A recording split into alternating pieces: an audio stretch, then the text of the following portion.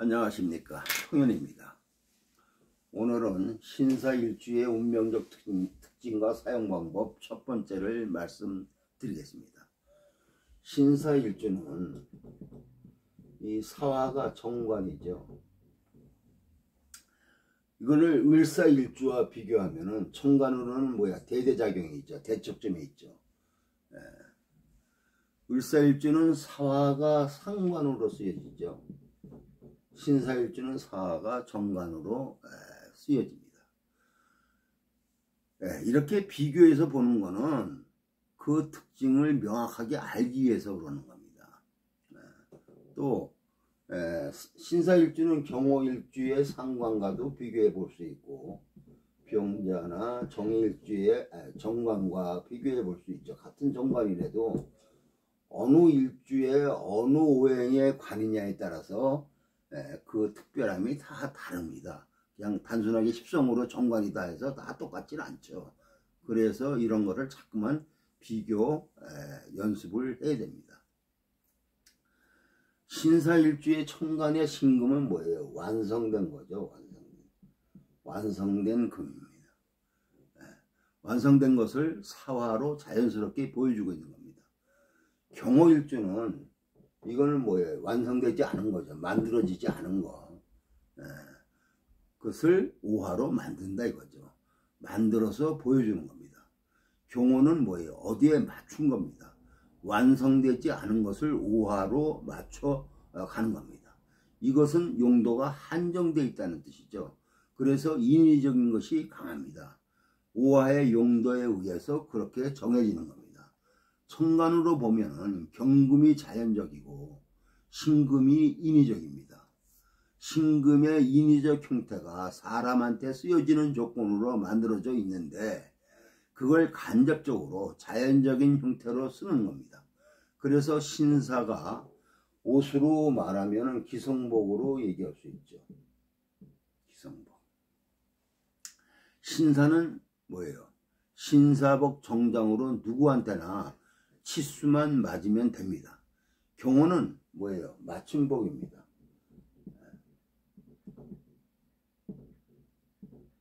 이 신사는 뭐예요? 모든 사람한테 다 적용이 될 수 있지만 경호는 뭐예요? 만들어지지 않은 것을 맞춰야 하기 때문에 맞춤복이다 이거죠. 경호는 그 사람한테 딱 맞춘 겁니다. 오화에 의해서 그렇게 된다는 뜻이죠.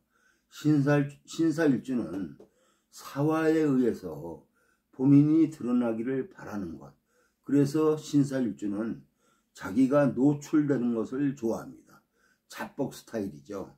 경호일주는 어디에 한정된 용도에 맞춰지는데 경금이 금기가 왕하면 만들어지는 게 어렵습니다.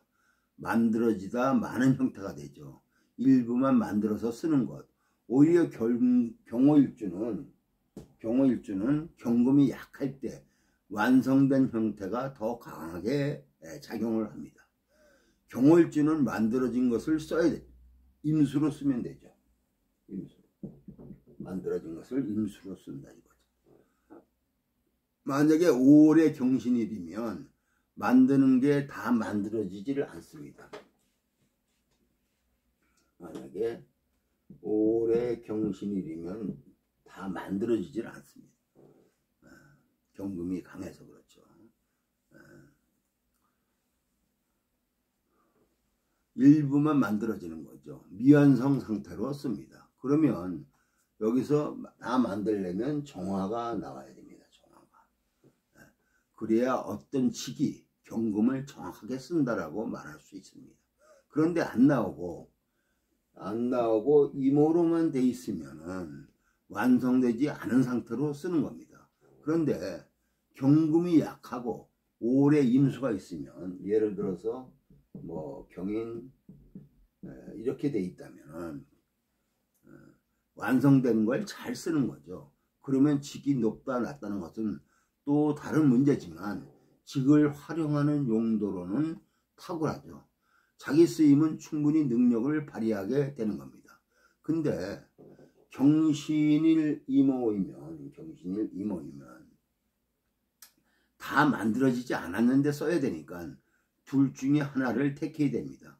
임수로 끊임없이 반복을 해서 자기 완성을 하든지 오화로 외부적 조건으로 자기를 만들든지 해야 됩니다. 그런데 임과 오가 둘의 갈등이 내재됩니다. 그래서 이건 운에서 어떻게 읽어주는지에 따라서 이리 가고 저리 가고 합니다. 신사일주는 일지사가 보여주는 거니까 잘 드러나는 것, 자신이 어떻게 드러나느냐가 중요하죠. 정관이라는 것은 기본적으로 외부 노출이 된다는 겁니다. 정관은 자기만의 룰이 아닙니다. 정관은 외부 규칙이죠. 평관은 아예 외부 규칙이든지 아니면 자기가 주도하는 규칙이든지로 전향될 수가 있지만 정관은 대체적으로 외부의 규칙입니다. 그게 나한테 인지되어 있습니다. 만약에 일지가 평관으로 되어 있으면 외부로 나가서 쓰려는 평관인데 본인이 주도한다면 본인이 칼을 들고 휘두르는 겁니다. 직을 본인 중심에서 사용하게 되는 거죠. 정관은 외부의 노출이니까 타자 인식을 하게 됩니다. 내가 타자한테 어떻게 보여지는가를 항상 의식하죠. 을사일주 상관은 자기 기준에서 노출을 해서 독창적으로 보여지기를 바랍니다. 옷을 입고 나갔는데 나하고 똑같은 옷을 남이 입으면 바로 갈아입든지 없애버립니다. 상관 성질을 건드리는 거죠. 정관은 나와 같은 옷을 입었다고 문제 제기를 안 합니다. 오히려 그렇게 많이 입는 걸 요구하죠. 똑같이 정장을 같이 했다. 그러면 나도 수준에 맞춰졌다고 생각합니다. 정관은 타자가 나를 어떻게 바라보느냐, 외부가 나를 어떻게 보느냐의 조건에 민감한 반응을 합니다. 그게 관의 부분으로 연결되어 있으니까 그게 관은 위죠. 지위, 사회적 지위를 말하는 거죠. 사회적 지위, 레벨 이런 것을 우리가 브랜드, 간판, 명함으로 말하게 됩니다. 관이 발달된 명은 내가 무슨 브랜드를 갖고 있는지, 내가 어떠한 형태로 상대한테 보여지는지 이런 게 중요하죠. 그래서 만나면 명함을 먼저 제시합니다. 나 이런 사람이에요. 정관이 데이트하면 어떤 식당을 갈까요? 식당 사장이 인사하고 대접해 주는 곳으로 갑니다. 본인의 위치 레벨을 부각하려고 하죠. 그래서 외부 노출에 내가 상대방에게 어떻게 보여질까를 의식합니다. 그래서 어디 나갈 때 추리닝 입고 나가는 게 쉽지 않습니다. 심하면 집에서도 넥타이 매고 있습니다. 체육대회 갈 때 정장 입고 갈 수가 있죠.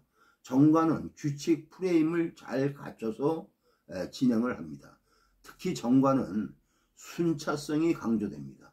위계질서, 정관의 조직도는 뭐예요? 트리 구조죠.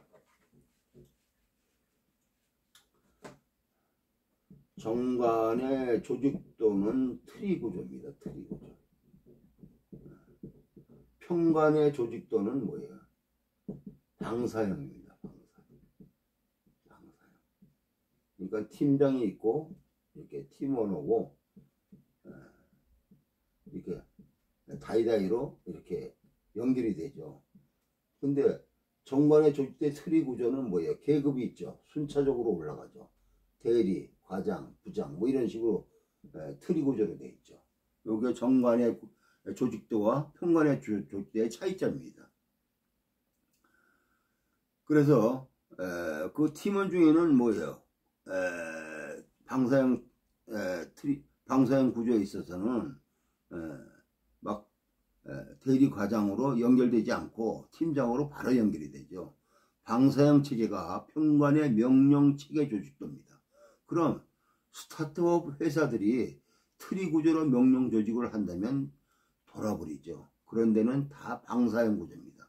신속하고 빠르게 대처하니까 평관적 스타일의 경영은 보스 기질의 리딩을 하는 겁니다. 대체적으로 팀장이 전체를 리딩하는 형태죠. 자칫 리더가 리딩을 잘못하면 리스크가 굉장히 크죠. 한 번에 완전히 전복될 수도 있고 또는 한 번에 어려운 걸 돌파해서 빠르게 어느 궤도에 올라설 수 있는 게 평관적 리딩입니다. 그런데 정관은 안정된 회사로 틀이 갖춰진 데에서 방사형 형태로 진행하게 되면 위계 질서에 심각한 문제를 일으킵니다.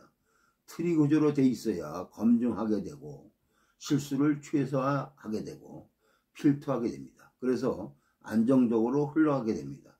이런 것을 매니지먼트라고 합니다. 보수적 형태의 리딩하고 매니지먼트의 경영하고는 차이가 있죠. 정관은 순차성이 강조되어 있어서 그러한 시스템으로 연결이 됩니다.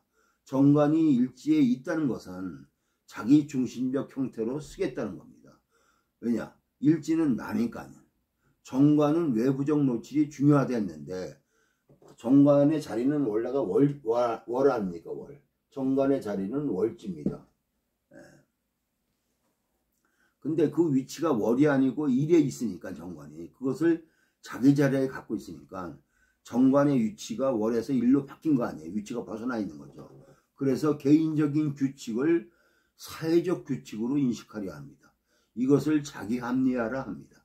내가 하는 것이 사회적 규칙과 동일시한다는 말이죠. 그래서 관행인데 남들도 다 하는데 내가 하는 것이 사회적 규칙과 같다는 식의 동일시하는 여지가 있습니다. 그러면 내가 하는 것이 옳다 맞다고 하는 겁니다. 이게 왜곡되고 잘못돼서 자기가 그런데 갇혀있게 된다면 심각하죠. 상당한 분들이 이런 유형이 있습니다. 자기가 하는 것은 항상 정당한 것처럼 제시하고 말하고 그런 걸 상대에게 강요합니다. 그런데 그게 사회적 기준에서 과연 그러느냐 이겁니다. 근데 자기는 사회적 기준에 동일시하는 겁니다. 이건 굉장히 심각한 거죠. 대다수 공부하고 수준이 되면 그런 걸 자각하고 잘 극복하겠지만 아닌 사람도 꽤 있습니다. 특히 어느 조직에 올라가면 자기가 FM입니다. 나는 틀린 적이 없다고 합니다. 이미 틀린 게 보이는데도 자기는 모르는 거죠. 이러한 부분들을 인식해야 합니다. 일지정관이 갖는 부분들이죠. 그러면 이게 자기 가정의 규칙이나 룰이 제공될 때 자기 기준이 옳은 것처럼 그 규칙이 전체적인 규칙인 것처럼 강요할 수가 있습니다. 그런 유형을 뭐라고 그래요? 꼰대라고 하죠. 자기를 깨는 게 쉽지 않습니다. 정관을 깨는 게 쉽지 않죠. 정관은 구질서, 이게 오래 지속되면 매너리즘입니다. 계속 반복되는 거에 빠져 있어서 자각을 못합니다. 그래서 우리는 규칙 밖으로 나가서 규칙을 바라봐야 됩니다. 발전하려면 그걸 깨려고 해야 됩니다. 그런데 안 합니다. 안 하니까 편하죠.